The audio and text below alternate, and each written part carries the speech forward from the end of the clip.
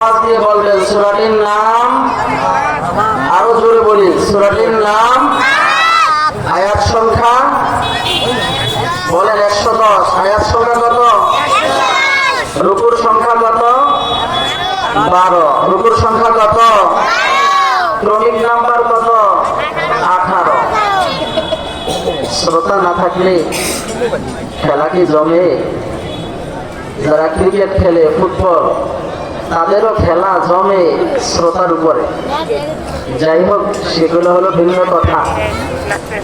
আল্লাহ যে সূরা থেকে আমি তেলাওয়াত করেছি, সূরাটির নাম সূরা কাহাফ।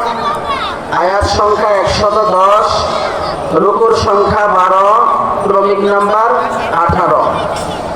আমি যে তিনটি আয়াত তেলাওয়াত করেছি, এই তিনটি আয়াত হলো এই সূরার 107, 8 এবং 9। এই তিন আয়াতকে সামনে নিয়ে আমার কথা হবে ইনশাআল্লাহ। সূরা কাহাফের 107 নম্বর আয়াতে আল্লাহ সুবহানাহু ওয়া তাআলা মানব জাতিকে লক্ষ্য করে যে কথাগুলো বলেছেন, সবাই একটু খেয়াল করি। বিসমিল্লাহির রহমানির রহিম। ইন্নাল্লাযীনা আমানু ওয়া আমিলুস সালিহাত কানাত লাহুম জান্নাতুল ফিরদাউসি নুজুলা। জান্নাতে কি আপনাদের যেতে মন চায়? সবাই বলেন, যেতে কি মন চায়? কার কার মন চায় একটু হাত উঠিয়ে দেখাইলো। আল্লাহ সবাইকে কবুল করুক, সকল বলি আল্লাহুম্মা আমিন। এই আয়াতের ভিতরে আল্লাহ সুবহানাহু ওয়া তাআলা জান্নাতে যেতে পারবে দুইটা কাজ করলে, তা বলেছেন। কয়টা কাজ করলে? সবাই বলি, কয়টা কাজ করলে? 1 নাম্বার ঈমান। 1 নাম্বার কি? 2 নাম্বার আমলে সালেহ, নেক আমল। 2 নাম্বার কি? 1 নাম্বার কি? ঈমান। 2 নাম্বার কি? নেক আমল। সবাই বলেন 1 নাম্বার কি? আর কথা বলেন, 1 নাম্বার কি? 2 নাম্বার কি? নেক আমল। আচ্ছা, তাহলে আমরা বুঝতে পারলাম এই দুইটা কাজ করলে জান্নাতে যাওয়া যায়, ঈমান আনলে এবং আমলে সালেহ করলে। তবে নেক আমল ছাড়াও কিছু কিছু ক্ষেত্রে জান্নাতে যাওয়া সম্ভব। আপনারা কি আমার এই কথা একমত? বুঝেন না তো? বুঝি না আমরা, এই জন্য কথাও বলি না। নেক আমল ছাড়াও জান্নাতে যাওয়া সম্ভব। যেমন মনে করেন একজন আল্লাহর বান্দা, একজন অমুসলিম ইসলাম গ্রহণ করেছেন সকাল 9টায়। কয়টায় ভাই? সবাই বলেন কয়টায়? সকাল 9টায় ইসলাম ধর্ম গ্রহণ করেছেন। এই বান্দা ইন্তেকাল করেছেন, মারা গেছেন 11টায়। কয়টায় ভাই বলেন? এই লোকটা কি নামাজ পড়ার সুযোগ পেয়েছে? 11টা বাজে কি জোহরের নামাজ ফরজ হয়? কি বলেন, হয়? এখন ঈমান গ্রহণ করলো সকাল 9টায়, ইন্তেকাল করলেন 11টায়। নামাজ পড়ার আর তার সুযোগ হলো না, আমল করার আর সুযোগ হলো না। আপনারা কি বলেন, এই ব্যক্তি কি জান্নাতি না জাহান্নামী? সবাই চিৎকার দিয়ে বলুন, এই ব্যক্তি জান্নাতি না জাহান্নামী? এতে কি কোনো সন্দেহ আছে? কারণ রাসূলের হাদিস, মান ক্বালা লা ইলাহা ইল্লাল্লাহ দাখালাল জান্নাহ। যে ব্যক্তি লা ইলাহা ইল্লাল্লাহ বলবে, সে জান্নাতে প্রবেশ করবে। সুবহানাল্লাহ। আরেকটা হচ্ছে, আরেক ব্যক্তি ইসলাম ধর্ম গ্রহণ করেছে 11টায়, মারা গেলেন বিকাল 3টায়। এই ব্যক্তির 1 ওয়াক্ত নামাজের হিসাব দেওয়া লাগবে। আসরের নামাজ। কি বলেন, আসরের নামাজ? ওরে ভাই, আসরের নামাজ দিলেন। জোহরের নামাজ। কোন নামাজ? জোহরের নামাজের হিসাব দেওয়া লাগবে। তাহলে ঈমান ব্যতীত কখনোই জান্নাতে প্রবেশ করা যায় না। তবে কিছু কিছু ক্ষেত্রে আমলে সালেহ ব্যতীত জান্নাতে যাওয়া সম্ভব। এক ব্যক্তি নামাজে দাঁড়িয়েছে, উনি রুকু করতেছে, সেজদা করে, তাসবিহ পড়ছে, সূরা ফাতিহাও পড়লো, সূরা ফাতিহার সাথে সূরাও মিলালো, সব কিছু ঠিকঠাক মতো আদায় করলো, সালাম ফিরালো। সালাম ফিরানোর পরে জিজ্ঞাসা করা হলো, ভাই আপনার কি ওযু আছে নাকি নাই? ব্যক্তিটি জবাব দিল, আমার ওযু নাই। এবার আপনারা বলেন, এই ব্যক্তির কি নামাজ হয়েছে? সবাই বলেন, এই ব্যক্তির কি নামাজ হয়েছে? না। ঠিক তেমনি ভাবে ইমাম গ্রহণ করা ব্যতীত আপনি যতই নেক আমল করেন না কেন, এই নেক আমলে কোনো ফায়দা দেবে না, যতক্ষণ পর্যন্ত ইমাম গ্রহণ না করবে। ইমাম গ্রহণ করার পরে যদি একবার সুবহানাল্লাহ বলে, এটার সওয়াব আল্লাহ দিয়ে দিবে আসমান এবং জমিনের মধ্যবর্তীতে যা আছে এই সমপরিমাণ। সুবহানাল্লাহ। উদাহরণ দিচ্ছি, শুধু যে ঈমান গ্রহণ করলে জান্নাতে যাওয়া যায়, আমলে সালেহের প্রয়োজন হয় না কিছু কিছু ক্ষেত্রে। এর একটা উদাহরণ, ইসলামে একটা যুদ্ধ সংগঠিত হয়েছিল, বদরের যুদ্ধ। কিসের যুদ্ধ ভাই? এটা হলো ইসলামের প্রথম যুদ্ধ। দ্বিতীয় যুদ্ধ হয়েছিল উহুদের যুদ্ধ। কোন যুদ্ধ ভাই বলেন? উহুদের যুদ্ধ। উহুদের মাঠ মদিনাতুল মুনাওয়ারা থেকে প্রায় 4 কিলোমিটার দূরে, একেবারে কাছাকাছি। উহুদের ময়দানে যুদ্ধ শুরু হয়ে গেল। সাহাবায়ে কেরাম রিদওয়ানুল্লাহি তাআলা আলাইহিম আজমাইন যারা রয়েছেন, সবাই উহুদের প্রান্তরে চলে গেলেন জিহাদ করার জন্য। সকল যুবকেরা জিহাদ করার জন্য, আল্লাহর রাস্তায় জিহাদ করার জন্য উহুদের মাঠে চলে গেলেন। শুধুমাত্র একজন মাত্র ব্যক্তি, উনি বাড়িতে ছিলেন না, ঘরের বাহিরে ছিলেন। ঘরের বাহিরে থেকে যখন তিনি বাড়িতে আসলেন, বাড়িতে আসার পরে উনি দেখলেন ওনার সমবয়সের যারা আছে, অর্থাৎ যুবক বয়সের যারা, এরা কেউ বাড়িতে নাই। এখন উনি ওনার আত্মীয় স্বজন যারা আছে তাদের ঘরের সামনে গিয়ে দাঁড়িয়ে দাঁড়িয়ে বলতেছে, অমুকের বেটা অমুক, তুমি কি ঘরে আছো নাকি ভাই? ঘর থেকে মহিলা জবাব দেয়, না না, সে তো ঘরে নাই, সে তো জিহাদ করার জন্য উহুদের মাঠে চলে গেছে। উনি আরেক ঘরের সামনে গেলেন, সেখানে গিয়ে তিনি ডাক দিলেন, একই উত্তর আসলো। এভাবে তিনি সকল ঘরগুলির সামনে গেলেন, যাওয়ার পরে একজন যুবককেও তিনি খুঁজে পেলেন না। সবগুলি ঘর থেকে একই আওয়াজ আসলো, সমস্ত যুবকেরা উহুদের মাঠে চলে গেছে জিহাদ করার জন্য, আল্লাহর দ্বীনকে বিজয় করার জন্য, নবী মুহাম্মদুর রাসূলুল্লাহ সাল্লাল্লাহু আলাইহি ওয়াসাল্লামের সাথে যুদ্ধ করার জন্য। এখন উনি ভাবলো, যুবক যেহেতু কেউ নেই ঘরে, বাড়িতে কেউ নাই, আছে শুধু শিশু এবং মহিলা, যুবকরা কেউ নাই, আমি যেহেতু একজন যুবক, তাহলে আমি আর ঘরে থেকে লাভ কি? আল্লাহর এই বান্দা চিৎকার দিয়ে কালিমা পড়তে পড়তে উহুদের ময়দানে গিয়ে হাজির হলো। সাহাবায়ে কেরাম সবাই জানেন আল্লাহর এই বান্দা কিন্তু মুমিন নয়, মুসলমান নয়, কাফের। যেহেতু তিনি ইসলাম ধর্ম গ্রহণ করেছেন, সাহাবায়ে কেরাম উহুদের মাঠে যাওয়ার পরে এজন্য তাদের কাছে ঈমানের সংবাদ পৌঁছে নাই। আল্লাহর এই বান্দা কালিমা পড়তে পড়তে উহুদের মাঠে গিয়ে উপস্থিত।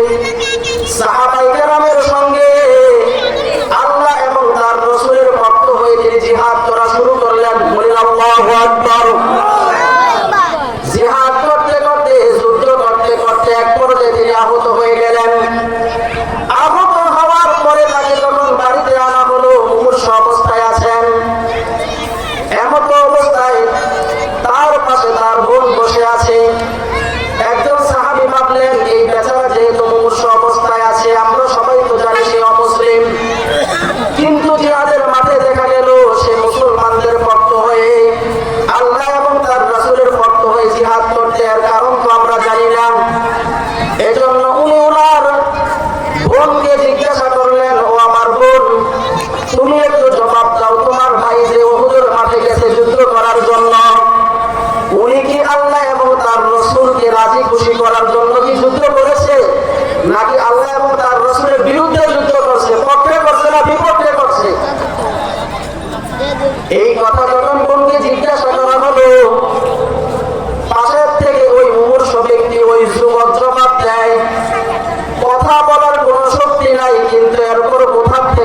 ওনার ভিতরে শক্তি চলে আসলো।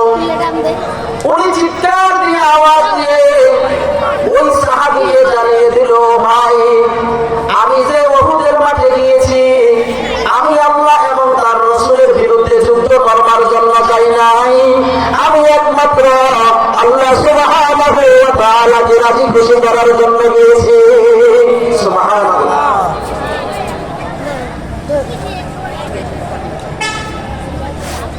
এই সাহাবী ঈমান গ্রহণ করেছেন। ঈমান গ্রহণ করার পরে নামাজ পড়ার কোন সুযোগ আর তিনি পান নাই। কি বলেন, পেয়েছেন? ঈমান গ্রহণ করেছেন আর উহুদের মাঠে গিয়েছেন, নামাজ পড়ার সুযোগ পেয়েছেন না। ঈমান গ্রহণ করলেন, উহুদের মাঠে গেলেন, যুদ্ধ করলেন, আহত হলেন, বাড়িতে আসলেন, মরে গেলেন। কোন আমল তিনি করতে পারলেন না, শুধু একটাই তার পুঁজি, সেটা হলো ঈমান। সেটা কি ভাই বলেন? সবাই জোরে বলেন, সেটা কি? একমাত্র ঈমান। আল্লাহর হাবিব মুহাম্মদুর রাসূলুল্লাহ সাল্লাল্লাহু আলাইহি ওয়াসাল্লাম যত সাহাবীদেরকে জান্নাতের সুসংবাদ দিয়েছেন, এদের মধ্যে এই সাহাবী, এই যুবক একজন। বলি আল্লাহু আকবার। চিৎকার দিয়ে বলি আল্লাহু আকবার। আমার যে কথাটা আমি বোঝাতে চাইলাম, নেক আমল ছাড়াও জান্নাতে যাওয়া সম্ভব। সব ক্ষেত্রে নয়, কিছু কিছু ক্ষেত্রে, যা আমি আপনাদেরকে বোঝালাম উদাহরণ দিয়ে। আমি যে আয়াতে কারিমা তেলাওয়াত করেছি, এই আয়াতে কারিমার ভিতরে জান্নাতে যাওয়ার যে দুইটা শর্ত করা হয়েছে, ঈমান এবং আমলে সালেহ।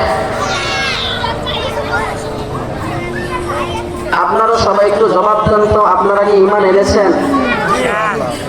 আনো নাই? নাউযুবিল্লাহ। আপনারা কি ঈমান এনেছেন? সবাই বলেন না, জোরে বলেন, একটু আওয়াজ দিয়ে বলেন, সবাই কি ঈমান এনেছেন? কার উপরে এনেছেন? আল্লাহর উপরে। কার উপরে? কিন্তু দেখেন কি চমৎকার, আল্লাহ সুবহানাহু ওয়া তাআলা সূরা নিসার 136 নম্বর আয়াত। কত নম্বর আয়াত? 136 নম্বর আয়াতের ভিতরে আল্লাহ তাআলা আমাদেরকেই বলছেন, যেহেতু আমরা বলেছি আমরা ঈমান এনেছি, আমাদেরকে আল্লাহ বলতেছেন, ইয়া আইয়ুহাল্লাযীনা আমানু আমিনু বিল্লাহি ওয়া রাসূলিহি ওয়াল কিতাবিল্লাযী নাযালা আলা রাসূলিহি ওয়াল কিতাবিল্লাযী আনজালা মিন ক্বাবল। আল্লাহ বলেন, হে ঈমানদাররা, তোমরা ঈমান আনো। কে বলেছেন? আল্লাহ। কে বলেছেন? আল্লাহ। কাদেরকে বলেছেন? বলেন আমাদেরকে। কাদেরকে বলেছেন? কি আনতে বলেছেন? ঈমান আনতে। আচ্ছা, আমরা কি ঈমান আনি নাই? আল্লাহ এরপরও আবার বলতেছে আমাদেরকে ঈমান আনতে। মনে করেন এক ছাত্র কলেজে ভর্তি হয়েছে। কোথায়? সবাই বলেন না, কোথায়? কলেজে ভর্তি হলেন। ভর্তি হওয়ার পরে কলেজের অধ্যক্ষ ওই ছাত্রকে ডাক দিয়ে বলতেছে, তুমি আবার ভর্তি হও। এই ছাত্র যদি কোয়াকার আর ধোয়াকার, কোয়াকার আর কি ধোয়াকার হয়, কি হয়? গাধা।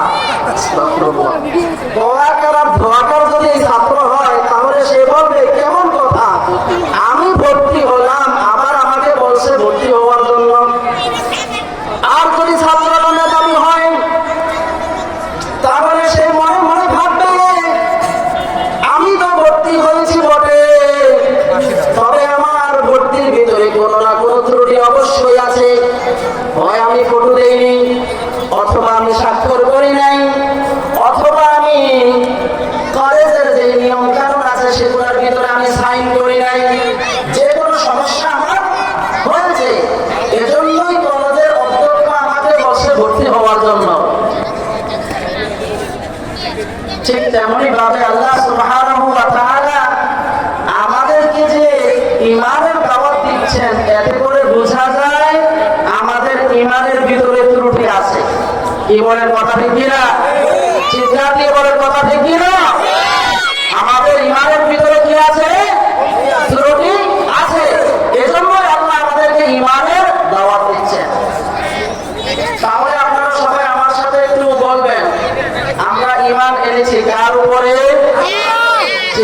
দিয়ে বলুন কার উপরে? এই আল্লাহর নাম উচ্চারণ করতে কি ভয় পান? তাহলে আওয়াজ দিয়ে বলুন কার উপরে আমরা ঈমান এনেছি? এই কথার সাথে চারটা কথা জড়িত। সূরা নিসার 136 নম্বর আয়াতের শুরু অংশ, ইয়া আইয়ুহাল্লাযীনা আমানু আমিনু, হে ঈমানদাররা তোমরা ঈমান আনো। এই কথার সাথে কয়টা কথা জড়িত? চারটা কথা। সবাই বলেন না কয়টা কথা? কথাগুলি তো খুবই জরুরি।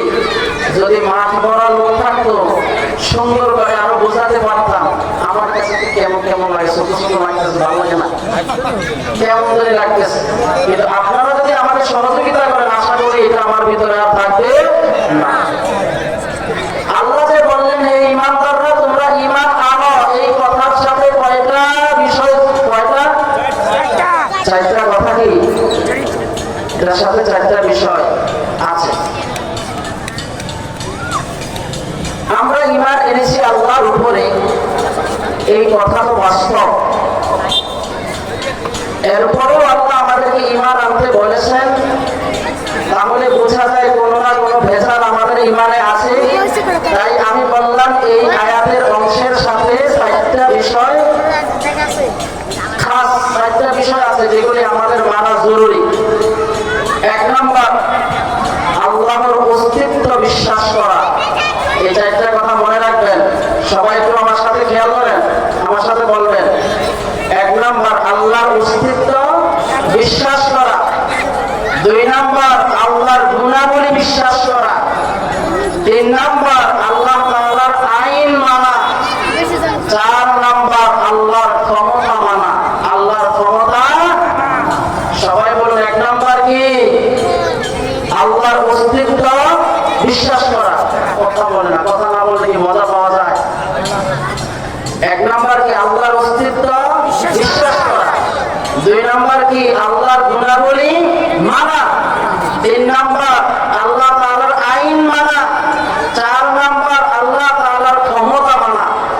এই চারটা যাদের ভিতরে আছে তারাই পরিপূর্ণ মুমিন, তারাই খালেস মুমিন। তাদের জন্য আল্লাহ সুবহানাহু ওয়া তাআলা সূরাতুল কাহফের 107 নম্বর আয়াতে ওয়াদা করেছেন জান্নাতুল ফেরদাউসের। সুবহানাল্লাহ। তাহলে আমাদের ঈমান খালেস করা দরকার কিনা বলেন? সবাই বলে খালেস করা দরকার কিনা? ঈমানকে ভেজালমুক্ত করা দরকার কিনা? যদি ঈমানকে ভেজালমুক্ত করতে হয়, করতে গিয়ে যদি আমার নেতাকে বাদ দেওয়া লাগে, দিব কিনা বলেন? দিবে না মনে হয়। ঈমানকে ভেজাল মুক্ত করতে গিয়ে যদি আমার নেতা বাদ দেওয়া লাগে, নেতা বাদ দিব তো? যদি আমার মসজিদের ইমাম পরিবর্তন করা লাগে, দিব তো? করবো তো? যদি আমার সমাজের চেয়ারম্যানকে পরিবর্তন করা লাগে, করবো তো? কারণ ঈমানকে খালেস করা ব্যতীত পরকালে গিয়ে কোনো ফায়দা হবে না জাহান্নামের আগুন ছাড়া। আল্লাহ সুবহানাহু ওয়া তাআলার অস্তিত্ব বিশ্বাস করা, এটা হলো এক নাম্বার। আমরা কি আল্লাহর অস্তিত্ব বিশ্বাস করি না? আল্লাহ কয়জন? সবাই বলে না কতজন? কুল হুয়াল্লাহু আহাদ আল্লাহুস সামাদ লাম ইয়ালিদ ওয়া লাম ইউলাদ ওয়া লাম ইয়াকুল লাহু কুফুয়ান আহাদ। আল্লাহ কয়জন বলেন? সবাই বলেন আল্লাহ কয়জন? আমরা এক খোদায় বিশ্বাসী। কয় খোদায় বিশ্বাসী? আমাদের খোদার কি অস্তিত্ব আছে কিনা বলেন? আছে না? কি বলেন? নাই, অস্তিত্ব নাই? আছে। আচ্ছা, আমরা এই কথায় বিশ্বাসী সবাই। রাসূল কারীম সাল্লাল্লাহু আলাইহি ওয়াসাল্লামের জামানায় রাসূলের সবচেয়ে বড় যে দুশমন ছিল আবু জাহেল। নাম শুনছেন? নাম শুনেন নাই? আবু জাহেল। ওই আবু জাহেল কি আল্লাহকে মানত না? এক আল্লাহর অস্তিত্ব কি বিশ্বাস করতো না? ওকবা, সাইবা, আবু লাহাব, আবু তালেব যারা ছিল মক্কার নেতা, এরা সবাই কি এক আল্লাহকে বিশ্বাস করতো না? এক আল্লাহর অস্তিত্ব কি মানত না? অবশ্যই মানত। কোরআন তার প্রমাণ দিচ্ছে। বিসমিল্লাহির রহমানির রহিম।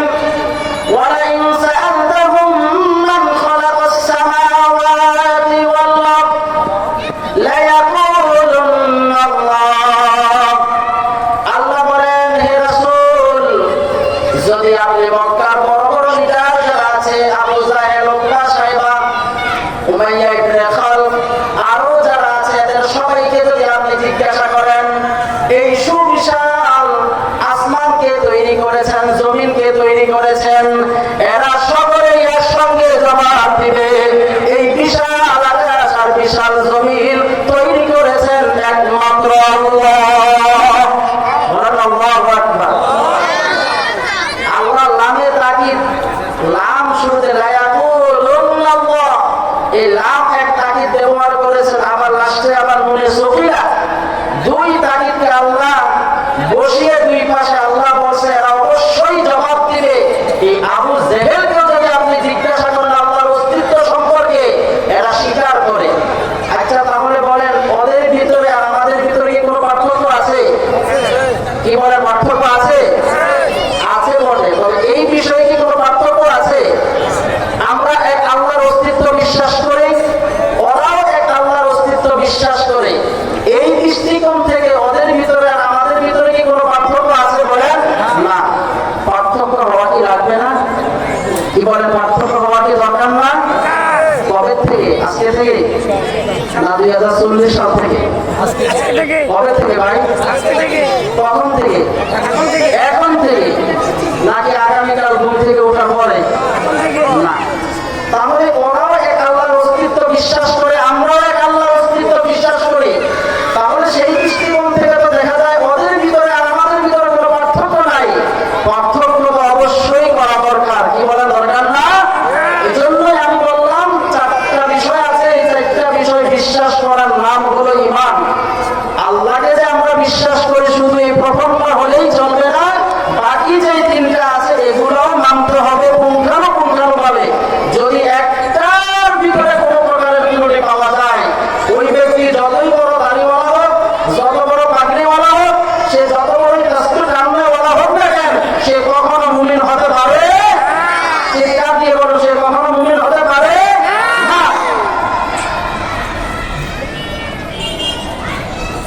অঙ্ক,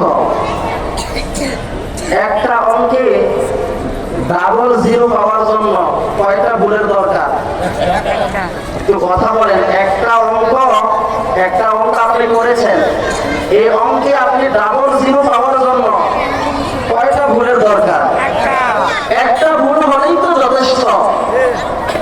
ঠিক তেমনই ভাবে যে চারটা বিষয় আমি বলেছি, এই চারটার ভিতরে যদি একটার ভিতরেও সামান্য পরিমাণ ত্রুটি পাওয়া যায়, সে কখনোই মুমিন হতে পারে না। তাহলে এক নম্বর হলো আল্লাহর অস্তিত্ব বিশ্বাস করা। এটা তো আমরাও মানি, যারা মুসলিম তারাও মানে, তারাও তো বলে ভগবান নামে তো একজন আছে, যদিও তারা সেই ভগবানের সাথে হাজারো মূর্তিকে শিরক করে মিলায়। ওদের বিশ্বাস আর আমাদের বিশ্বাস তো একই হয়ে যাচ্ছে। অবশ্যই পার্থক্য হওয়া লাগবে, পার্থক্য হবে বাকি তিনটা দিয়ে। দুই নাম্বার কি বলেছিলাম? আল্লাহর গুণাবলী বিশ্বাস করা। আল্লাহর কি করা ভাই? সবাই বলেন না, আল্লাহর কি করা? কথা বলতে হবে, কথা না বললে আমার কথা বের হবে না।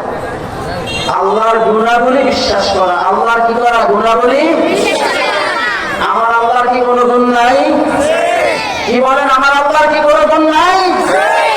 এই খোদার কোনো গুণ নাই, ওই খোদাকে চেষ্টা দেওয়ার কোনো মালিক হয় না। আমার আল্লাহর কি কোনো গুণ নাই? আল্লাহ সুবহানাহু ওয়া তাআলার একটা গুণ হলো রাজ্জাক। কি ভাই বলেন? রাজ্জাক। ওয়ালিল্লাহিল আসমাউল হুসনা ফাদউহু বিহা।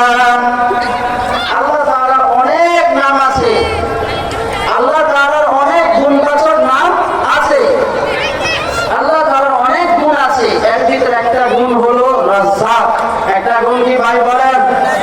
সবাই বলেন, মানুষটা কি বেশি এখন হয়েছে? জোরে বলে। একটা গুণ কি?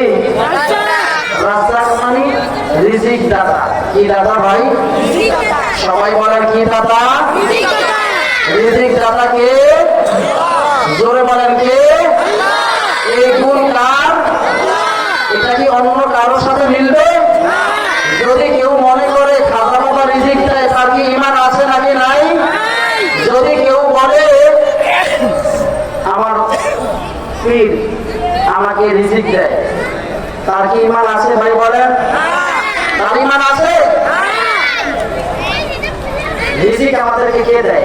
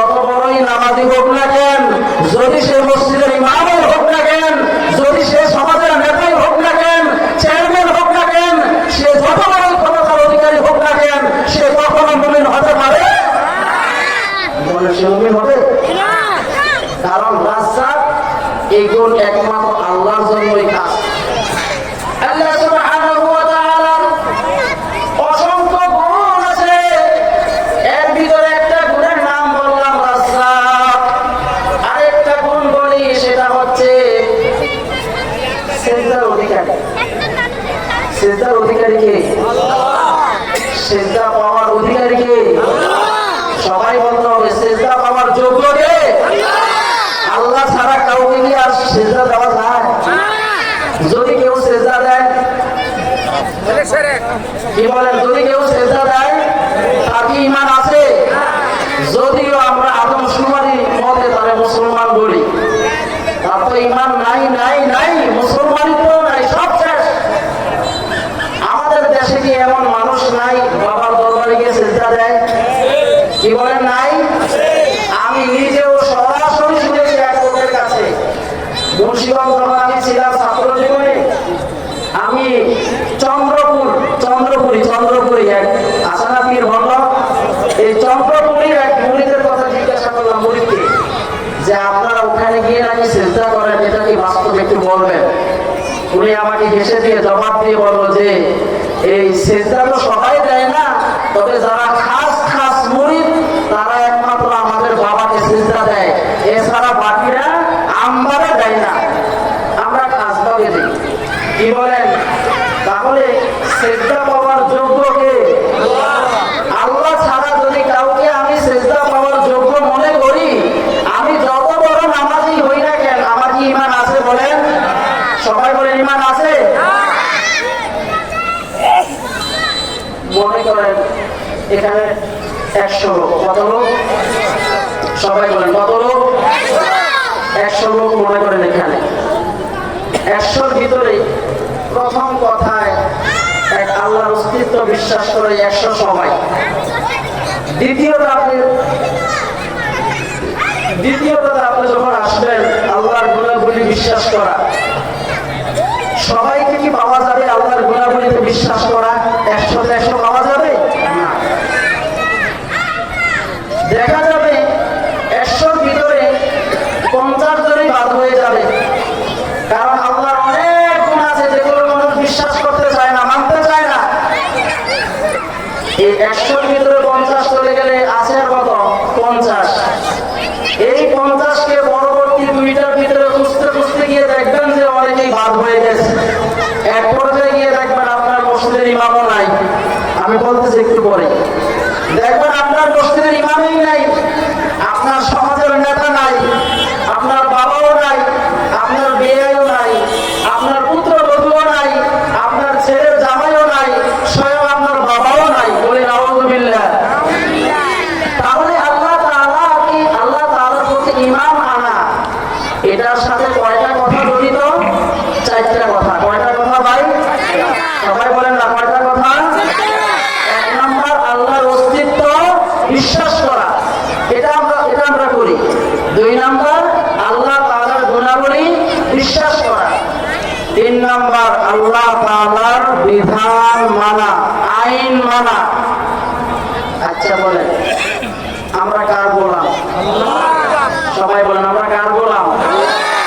শুধু গোলামই না, গোলামের ঘরের গোলাম, গোলামের ঘরে গোলাম। তাহলে আমরা বললাম গোলাম, আমাদের মালিক কে? সবাই বলেন আমাদের মালিক কে? আল্লাহ আমাদের মালিক। আচ্ছা, কোনো কিছুর আদেশ করা, এটা করো, এটা করিও না, এটা খাও, এটা খেও না, এটা ধরো, এটা ধরো না, এটার দিকে তাকিও না, এটার দিকে তাকাও, এইভাবে যে আদেশ এবং নিষেধ করার ক্ষমতা কার? মালিকের থাকে। কার থাকে? মালিকের। গোলামের কি কোনো অধিকার আছে? কি বলেন, গোলামের কি কোনো অধিকার আছে? গোলামের কোনো অধিকার নাই। যেহেতু আমরা গোলাম, আমরা মালিকের গোলাম, আমরা গোলাম, আমাদের মালিক হলেন আল্লাহ। তাহলে আল্লাহ তাআলা আমাদেরকে যত কাজের আদেশ করেছেন সেগুলো আমাদের বুঝে ধরুক বা না ধরুক, এই সব কিছুকে মানার নামই হলো আল্লাহর প্রতি বিশ্বাস স্থাপন করা। বলি সুবহানাল্লাহ।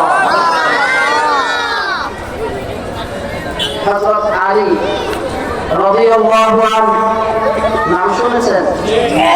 আমাদের রাসূলের জামাতা হযরত ফাতেমা রাদিয়াল্লাহু আনহার স্বামী। উনি কি বলেন? উনি বলেন যে ইসলাম ধর্ম যদি মানুষের যোগ্যতা দিয়ে আকল দিয়ে বুঝে আসতো, আকল দিয়ে বুঝার না। আলী রাদিয়াল্লাহু আনহু বলেন, আকল দিয়ে, বুদ্ধি দিয়ে, চিন্তা দিয়ে, চেতনা দিয়ে, বিবেক দিয়ে ইসলাম বুঝার না। যদি আকল দিয়ে বুঝার নাম ইসলাম হইত, তাহলে শরীয়তের একটা মাসআলা আছে, আল মাসহু আলাল কুফাইন, মানে মোজার উপরে মাসে করা। কিসের উপরে? মোজা। মোজা মোজা পরি না আমরা? শীতকালে আমরা মোজা পরি না? আমরা তো চামড়ার মোজা পরি না, আরব দেশে অনেক বেশি পরে, আমাদের দেশেও অনেক হুজুররা পরেন, মাশাআল্লাহ দেখা যায়।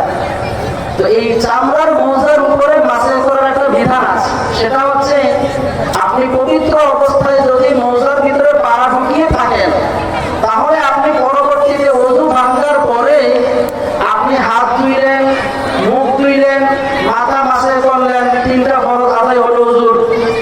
চতুর্থ ফরজে পা ধোয়া, এটা আপনি না ধুইলেও চলবে, মাসে করতে পারবেন। একদিন এক রাত যদি মুকিম হয়।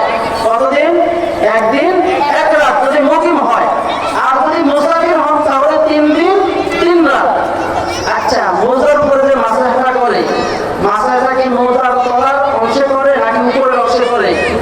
উপরের অংশে। কোন অংশে? কিন্তু যুক্তিতে কি বলে? যুক্তিতে বলে যে না, চামড়ার মোজা পরে হাঁটছে, ময়লা লাগলে নিচের অংশে লাগছে, তাহলে নিচের অংশে না মাসে করবে। কিন্তু নিচের অংশে মাসে না করে ইসলাম বলে যে না, উপরের অংশে মাসে করো, উপরের অংশে মাসে করো। এই জন্য আলী রাদিয়াল্লাহু আনহু বলেন যে যুক্তির নাম ইসলাম নয়। তোমার যুক্তিকে ধরো বা না ধরো, যেহেতু তুমি গোলাম, তোমার মালিক আল্লাহ, আল্লাহ যেহেতু তোমাকে আদেশ করেছেন, তোমাকে মানা লাগবে। কোন ধরনের কথা বলা যাবে? সবাই বলেন, কোন ধরনের কথা বলা যাবে? কোন ধরনের প্রশ্ন উত্থাপন করা যাবে না, কিছুই বলা যাবে না, যেহেতু আদেশটা করেছেন কে? সবাই বলেন, কে আদেশ করেছেন? মনে করেন ফজরের নামাজ ফরজ হইল 2 রাকাত। 2 রাকাতে আমরা কেরাত পড়ি না?